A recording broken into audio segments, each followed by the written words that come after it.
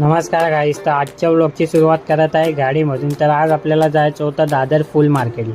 तर गाडी चालवायची जिम्मेदारी ही आपल्या भाऊने घेतली होती. तर चला जाऊयात मग. हे काय इथे तर बाई फुल ट्रॅफिक जाम झालं होतं.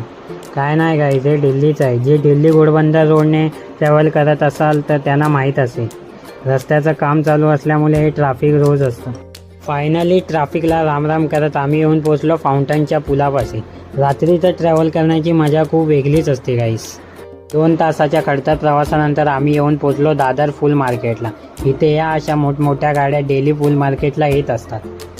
इथे लाखो प्रमाणात फुलांची विक्री केली जाते. मग गाईज, या हातगाडीच्या सहाय्याने या पेट्या लोकल गाड्यांमध्ये ट्रान्सफर केल्या जातात. इथे या भाऊंना प्रश्न पडला होता की आपली गाडी कधी येणार. मग आम्ही येऊन पोचलो आपल्या गाडीपाशी.